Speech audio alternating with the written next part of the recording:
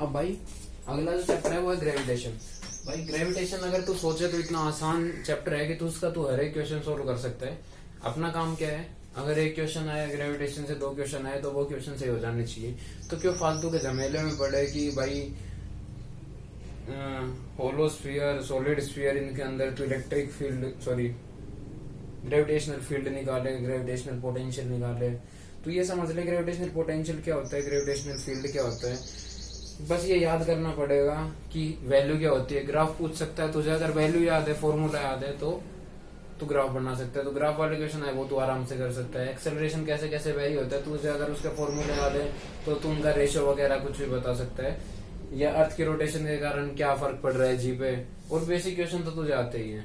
तो कुल मिला के बस एक वो आखिरी में वो टॉपिक बचता है एस्केप वेलोसिटी वाला, उसके अंदर वो तू जब कर सकता है अगर तुझे कंजर्वेशन ऑफ एनर्जी आती है। तो तुझे कंजर्वेशन ऑफ एनर्जी आती है, तूने वो भी टॉपिक कर दिया, तो क्या बचा? कुछ भी नहीं बचा। ये सारी चीजें हम पढ़ते हैं। इलेक्ट्रो में जिसकी इलेक्ट्रो स्ट्रॉन्ग है वो ग्रेविटेशन का हर एक पार्ट कर सकता है। बस फॉर्मूला कुछ एक चेंज हो गया, फॉर्मूला याद रखो। डेरिवेशन हम नहीं कर रहे यार, हमारे पास इतना टाइम है नहीं कि हम एक एक डेरिवेशन करें। अगर भाई कोई कहे कि भाई डेरिवेशन करनी है तो जो हमारा ग्रुप बना हुआ है टेलीग्राम पे, उस पर डाल देना डिस्कशन ग्रुप पे।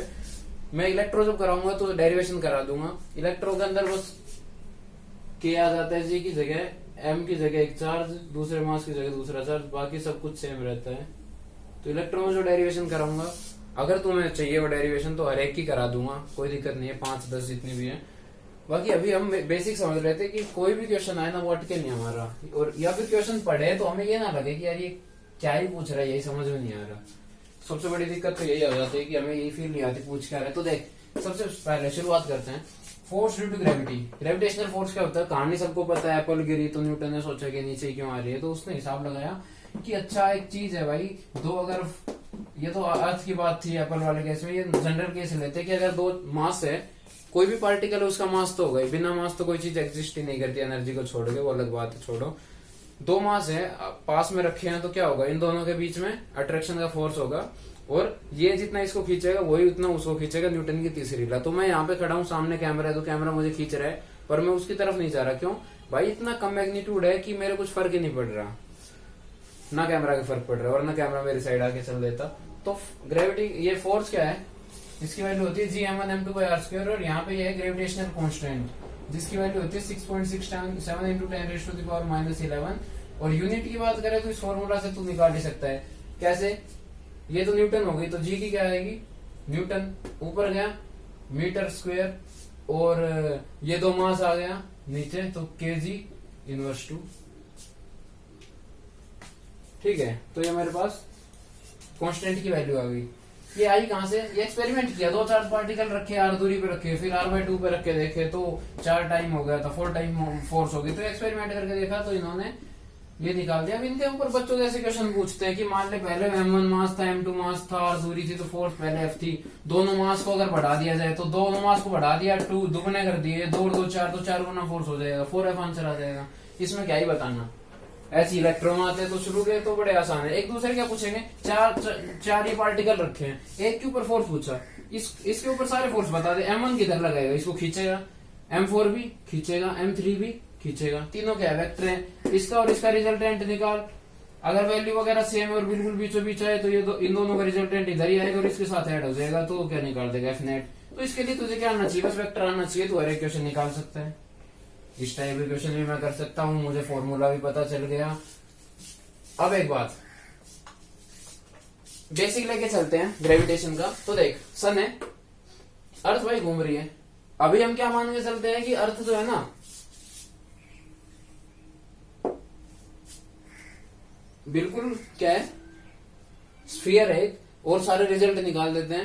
बाद में पता चलता है कि यार स्फीयर नहीं है, जिसके कारण जी डैश एक टर्म आती है, यानी कि ग्रेविटी जो है वो हर जगह पे जी नहीं रहती अर्थ की शेप के कारण। अभी लेकिन हम क्या मान के चल रहे हैं कि अर्थ भी गोल है, और जो घूम रही है सन के चारों तरफ, सन तो है ही, अर्थ भी गोल, और जो घूम रही है वो भी गोल ही घूम रही है। लेकिन केपलर फिर बाद में बताएगा कि इलिप्टिकल शेप के अंदर घूम रही है, वो बाद की बात है। अभी हमने सब कुछ गोल मानना है तो इसको गोल मान, तो ये क्या कर रही है, सर्कुलर मोशन कर रही है। कोई भी चीज सर्कुलर मोशन करती है तो क्या चाहिए, सेंट्रीपिटल फोर्स। सेंट्रीपिटल फोर्स की value M V square by R. जो चीज मूव कर रही है उसका मास, जो चीज मूव कर रही है उसकी वेलोसिटी किसके बराबर होगा, सेंट्रीपिटल फोर्स। इस जगह सेंट्रीपिटल फोर्स कौन प्रोवाइड कर रहा है, G M S M E by R square, mass of sun into mass of earth by R square. ऐसी अर्थ की तरह जितने भी प्लेनेट है वो सारे घूम रहे हैं, तो प्लेनेट का जब भी कंसेप्ट आएगा तो दिमाग में यही बात आनी चाहिए, प्लेनेट अगर घूम रहा है, सर्कुलर कर रहा है, तो ग्रेविटेशनल फोर्स ही है जो क्या प्रोवाइड कर रही है, सेंट्रीपिटल फोर्स। यहां से मैंने कैलकुलेट की तो उस प्लेनेट की वेलोसिटी आ गई ये। अब यहां से एक चीज पता चला, इसको रटने की जरूरत ही नहीं है, प्लेनेट की वेलोसिटी जब भी पूछे तो सोच प्लेनेट घूम क्यों रहे हैं, इसके कारण तो ये क्या प्रोवाइड कर रहे हैं ये, तो इन दोनों को बराबर पुट कर आंसर निकाल, रटने की जरूरत ही नहीं, उत्तर फॉर्मूला याद करने की जरूरत ही नहीं है, 3-5 सेकंड में निकाल देगा, तो क्यों दिमाग खराब कर रहा है अपना, फॉर्मूला भूल गया तो फालतू में गड़बड़ हो जाएगी। ये याद रखिए आया कहां से, यहाँ से आया। कोई भी प्लेनेट और चीज जरूरी थोड़ी ना है, क्योंकि और तो क्या हो सकता है, मान ले मार्स हो, मार्स इससे कुछ दूर है तो मार्स की रेडियस दूर है और मास पे डिपेंड नहीं कर रहा, तो सन का मास वही रहेगा, जी वही रहेगा, अगर ये आर बढ़ेगी तो वेलोसिटी कम हो जाएगी, तो उस प्लेनेट की वेलोसिटी क्या होगी, कम होगी। तो जितना प्लेनेट दूर जाता चला जाएगा उस प्लेनेट की वेलोसिटी उतनी कम होगी। ये प्लेनेट की वेलोसिटी पता चल गया।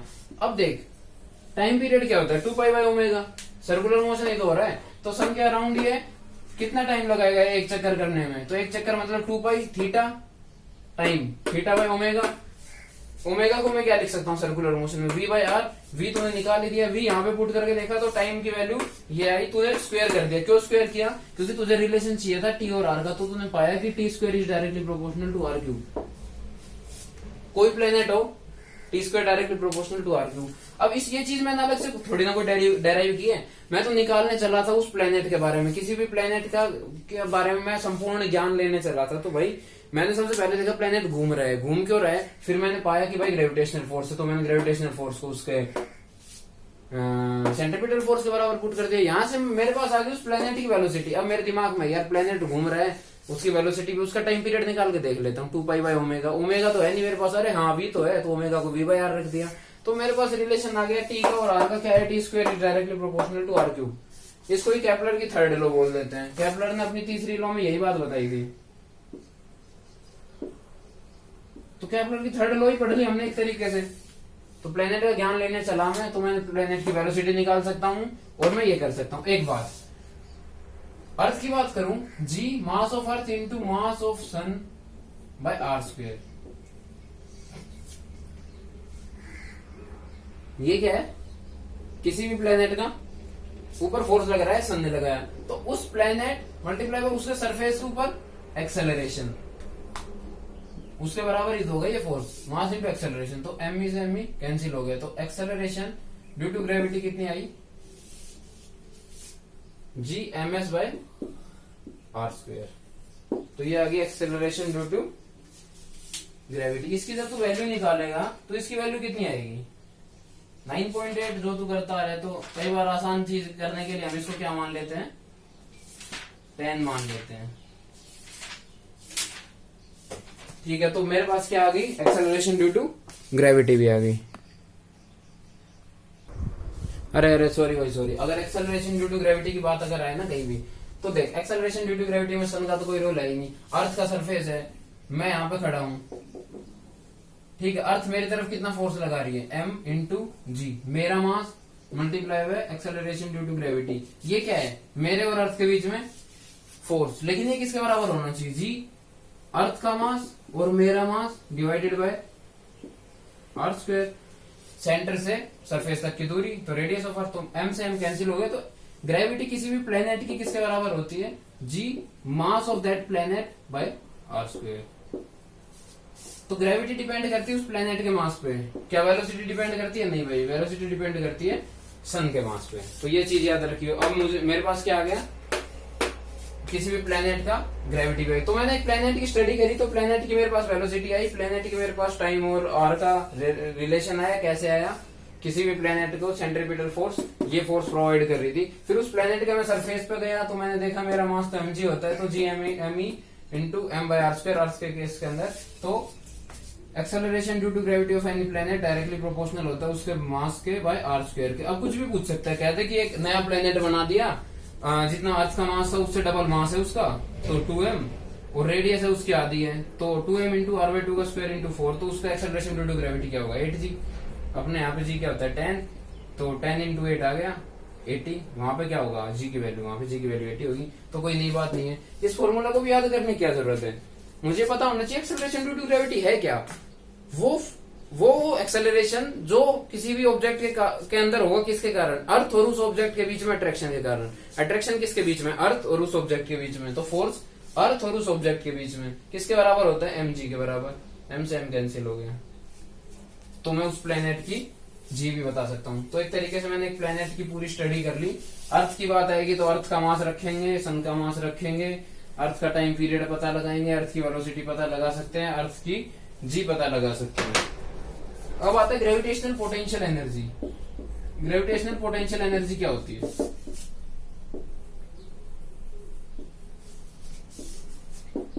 तो क्या कही कि पहले एक मास था m1, दूसरा मास था m2, कहां रखे थे r1 दूरी पे। अब इस m1 को कर दिया मैंने फिक्स, ये नहीं हिल सकता, यहाँ पे अटका दिया भाई किसी चीज से। इस m2 को मैं उठा के लेके गया यहाँ पे, अब ये m2 मेरा पहुंच गया यहाँ पे, ये दूरी है कितनी r2। भाई एक बात बता, m1 और m2 के बीच में अट्रैक्शन थी, तो मैं अगर इसको लेके जाऊंगा आगे की तरफ, तो क्या ये m1 इसको जाने देगा, नहीं, m1 इसको अपनी तरफ खींचेगा। इसका मतलब इस फोर्स के अगेंस्ट मुझे काम करना पड़ेगा। तो मैंने काम किया, उसको लेके गया यहाँ पे, तो मैंने जो काम किया वो इसके अंदर स्टोर हो गया, किस फॉर्म में, ग्रेविटेशनल पोटेंशियल एनर्जी की फॉर्म में।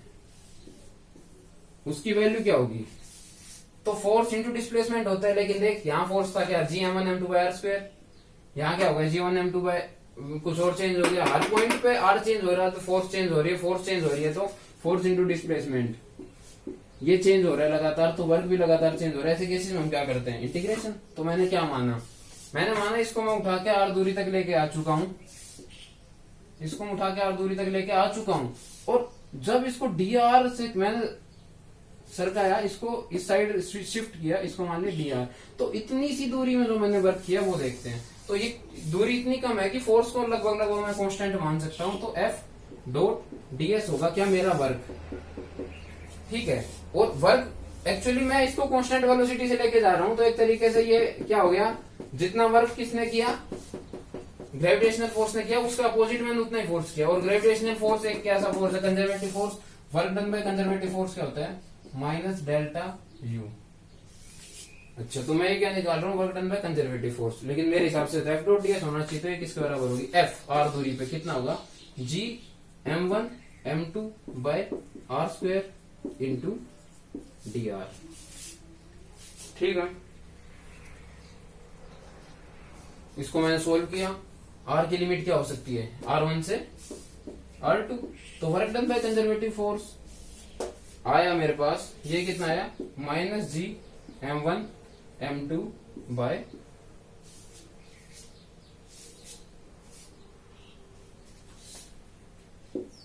1 by r1 minus 1 by r2, upper limit minus lower limit, मेरे पास ये आया वर्क डन। तो यहां से मैंने चीज को आसान करने के लिए क्या बना दी, वर्क डन पोटेंशियल एनर्जी। चीज को आसान करने के लिए मैंने इनफाइनाइट पे पोटेंशियल एनर्जी 0 ले ली, तो ताकि मैं पोटेंशियल एनर्जी को ना एक्सप्लेन कर सकूं। कैसे एक्सप्लेन कर सकूं, किसी भी पॉइंट को, पॉइंट मास को, किसी भी मास को, पार्टिकल को मैं इनफाइनाइट से उठा के किसी अगर r2 दूरी पे लेके, अगर r1 से r2 पे लेके आ रहा हूं, तो जहां से लेके आ रहा हूं 1 बाय r1 माइनस जहां पे लेके जा रहा हूं। अगर मैं इनफाइनाइट से लेके आ रहा हूं, तो जहां से लेके आ रहा हूं माइनस जहां तक लेके आ रहा हूं, तो यहां से ये वैल्यू निकल गया है minus g m1 m2 by r2। ये r2 क्या है, जहां पे मैं लेके आ रहा हूं, कहां से लेके आ रहा हूं, इनफाइनाइट से। तो जितनी एनर्जी उसके अंदर स्टोर होगी g m1 m2 by r2, कितनी एनर्जी स्टोर होगी, minus g m1 m2 by r2। यही एनर्जी को हम क्या बोलते हैं, ग्रेविटेशनल पोटेंशियल एनर्जी। यानी किसी भी मास को आया तो ये था, अब हर बार r1 r2 को याद रखूं मैं, किस पॉइंट से किस तक लेके जाना है, तो ये मेरे पास क्या हो गया, ua minus ub, potential energy at a minus potential energy at b। तो दो पोटेंशियल एनर्जी का डिफरेंस आया। लेकिन मैंने इसको एक्सप्लेन करने के लिए इनफाइनाइट पे जीरो मान लिया। जैसे हम क्या करते हैं, ग्राउंड पे जीरो मान लेते हैं और ऊपर क्या हो जाती है mgh। ऐसी जैसे स्प्रिंग के अंदर नेचुरल लेंथ में मैंने जीरो मान लिया तो एक्स कंप्रेशन पे क्या हो जाती है हाफ के एक्स स्क्वायर। ऐसी चीज को आसान बनाने के लिए मैंने इनफाइनाइट पे जीरो मान लिया। तो मेरे पास पोटेंशियल एनर्जी कितनी आएगी, -gm1m2/r2।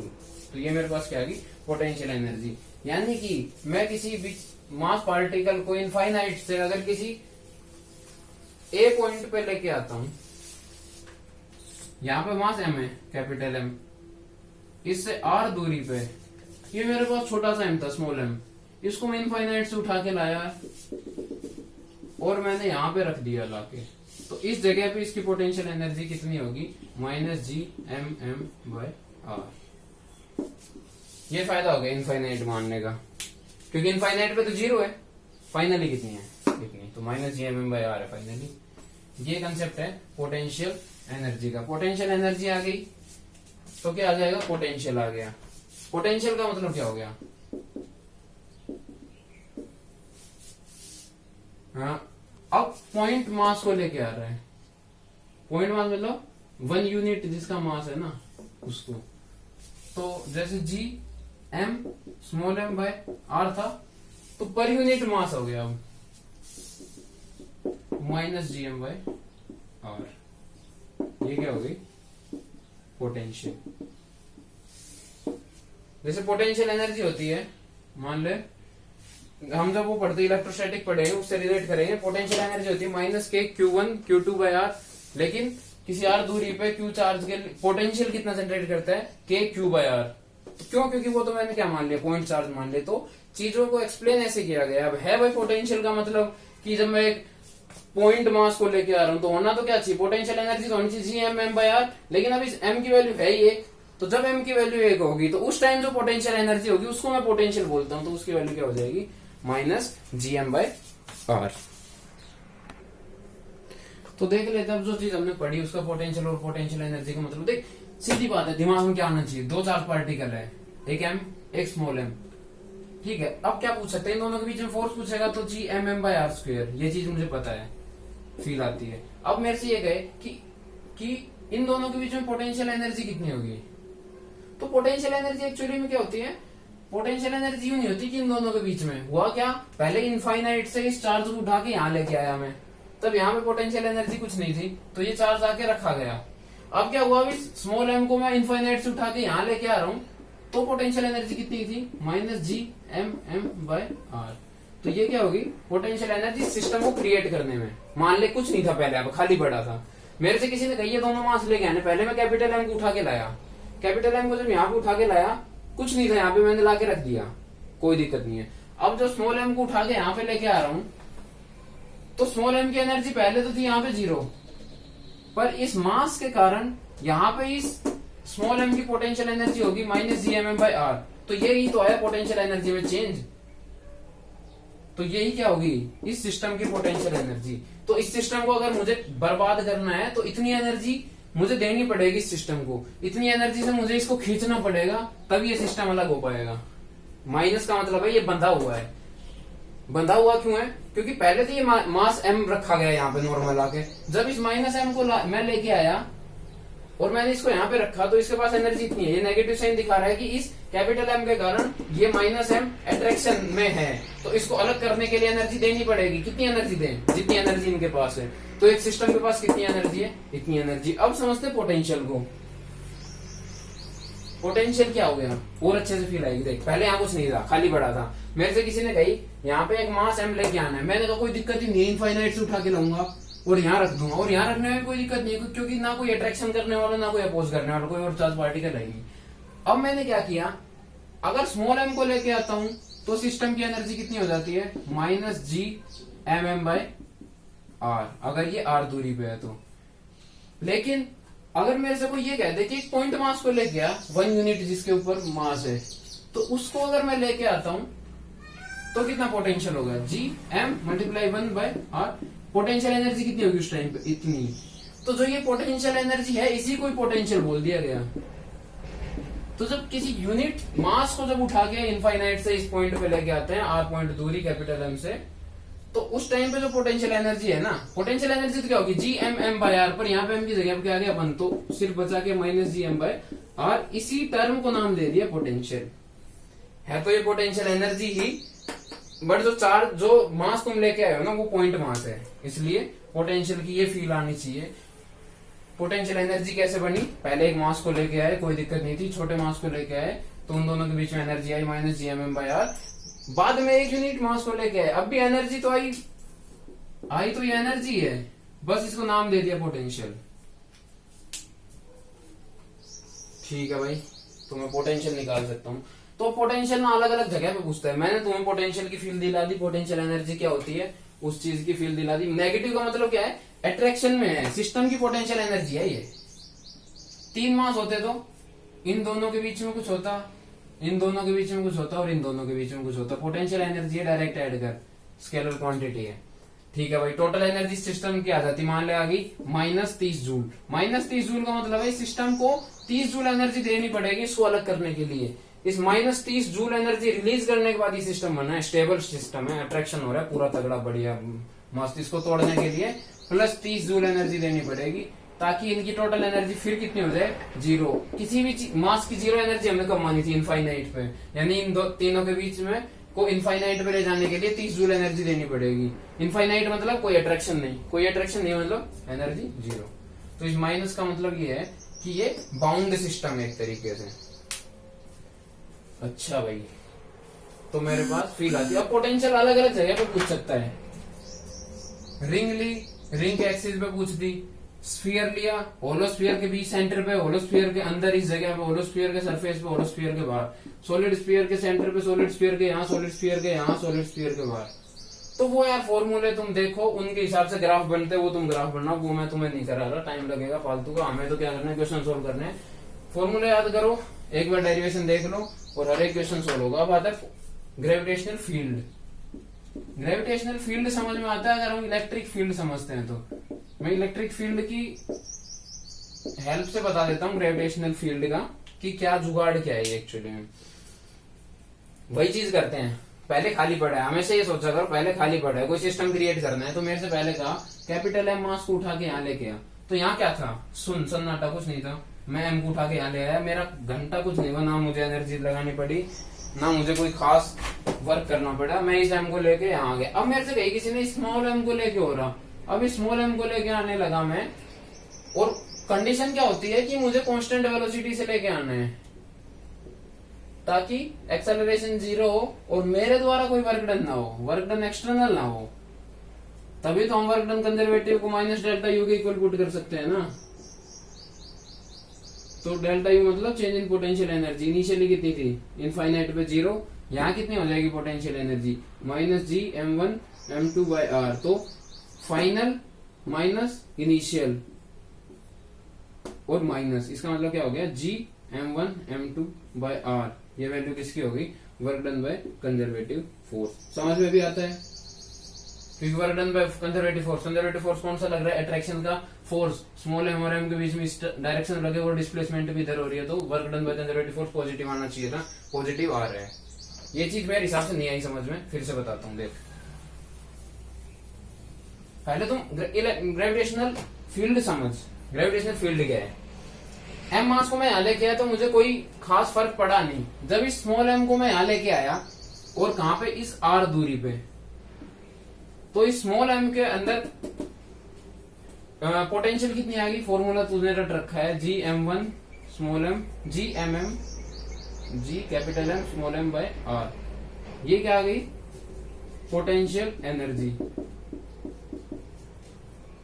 अब मेरे से पूछे work done by conservative force कितना हुआ, इस प्रोसेस में कंजर्वेटिव फोर्स ने कितना वर्क किया, तो कंजर्वेटिव ने कितना वर्क किया, conservative work done by conservative होता है minus delta U, delta minus delta U मतलब U initial minus U final. Initially ये सिस्टम कहाँ था, इनफाइनाइट में था, इनकी पोटेंशियल एनर्जी 0 थी, माइनस, अब इनकी पोटेंशियल एनर्जी क्या है, minus G M M by R, तो माइनस माइनस हो गए plus, plus G M M by R. ये प्लस चीज क्या दिखा रही है, इसका मतलब ये है कि जो वर्क किया कंजर्वेटिव फोर्स ने वो पॉजिटिव वर्क किया, और समझ में भी आ रहा है देख, यहाँ पे फोर्स क्या लग रहा है, अट्रैक्शन का, इस डायरेक्शन में, डिस्प्लेसमेंट भी कहाँ हो रही है, इनफाइनाइट से इसको यहाँ लेके आ रहे हैं तो डिस्प्लेसमेंट भी इधर हो रही है, वर्क भी इधर, डिस्प्लेसमेंट भी इधर, डायरेक्शन सेम, थीटा 0 तो वर्क कैसा आना चाहिए, पॉजिटिव।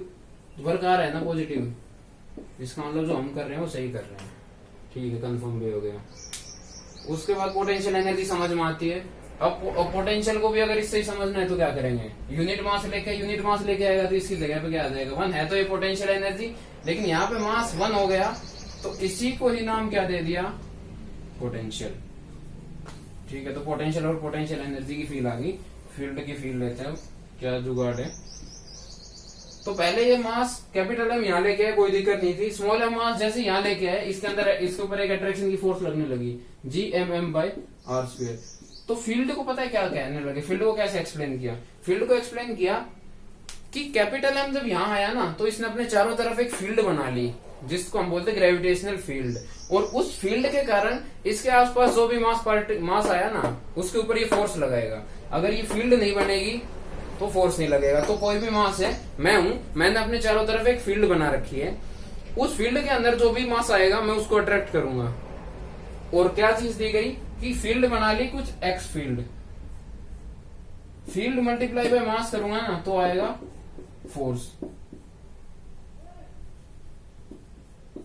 ये एक्सटर्नल मास। तो ये फील्ड किसकी है, इस मास की। तो लेकिन ये फोर्स इतना होना चाहिए, Gmm/r²। तो जो फील्ड आई ये किसके इक्वल आई, Gm/r²। तो जो मास है, जो फील्ड बनाएगा, कितनी फील्ड बनाएगा, Gm/r², उसके पास जो भी मास आएगा उसको फोर्स ऑफ अट्रैक्शन लगेगा, कितना, फील्ड इनटू मास। ऐसे ही कैसे होता था इलेक्ट्रोस्टैट में, देख क्यू चार्ज होता था, क्यू चार्ज क्या करता है, इलेक्ट्रिक फील्ड लाइन इसीलिए तो रिप्रेजेंट करते हैं हम, पॉजिटिव चार्ज से निकल रही है। ये फील्ड लाइन क्या है, इलेक्ट्रिक फील्ड बना दिया इसने अपने चारों तरफ।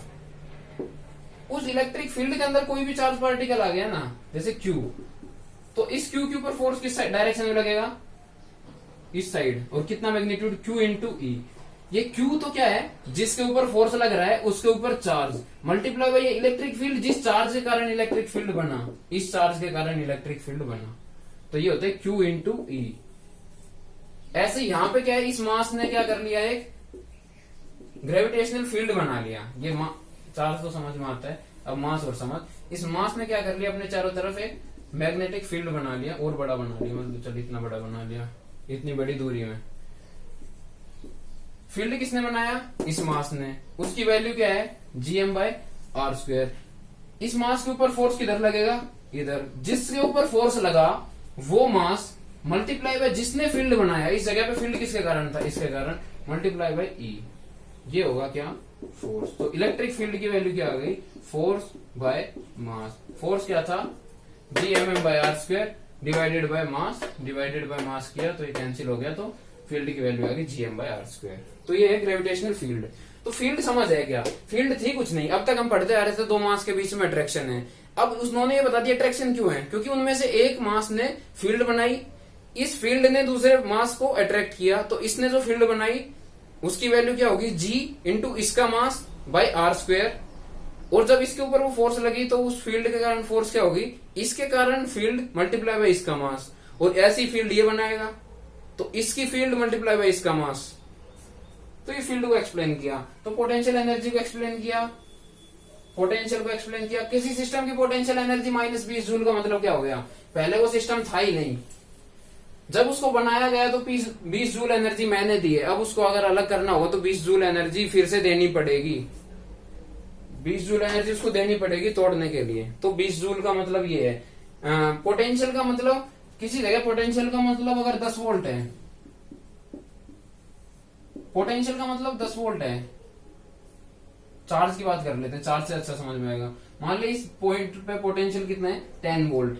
इस पॉइंट पे 10 वोल्ट का मतलब समझ रहे क्या है, इस पॉइंट पे 10 वोल्ट का मतलब है अगर मैं किसी चार्ज पार्टिकल को 1 कूलम चार्ज को, यूनिट चार्ज को उठा के यहां पे रख दूंगा ना, तो 10 जूल एनर्जी हो जाएगी उसकी। इस जगह पे पोटेंशियल है 10, इस जगह पोटेंशियल का 10 मतलब किसी भी एक यूनिट चार्ज को उठा के मैं यहां ले आऊंगा तो उस चार्ज के अंदर एनर्जी हो जाएगी 10 जूल। या इस जगह 10 जूल का मतलब क्या हो गया, इस जगह 10 जूल का मतलब है अगर -10 जूल है इस जगह का मतलब है, इस जगह पे 10 जूल का मतलब माइनस का मतलब क्या हो गया, -10 जूल का मतलब जितने भी चार्ज पार्टिकल है उन्होंने जब पूरा सिस्टम बनाया ना तो उन्होंने इतनी एनर्जी रिलीज करी थी, तब ये सिस्टम बना है। अगर इनको फिर से अलग करना है तो इतनी एनर्जी मुझे देनी पड़ेगी। भाई मैं तो इतना ही सोचता था और क्वेश्चन को सोल्व करता था, मेरे तो हो जाते थे भाई।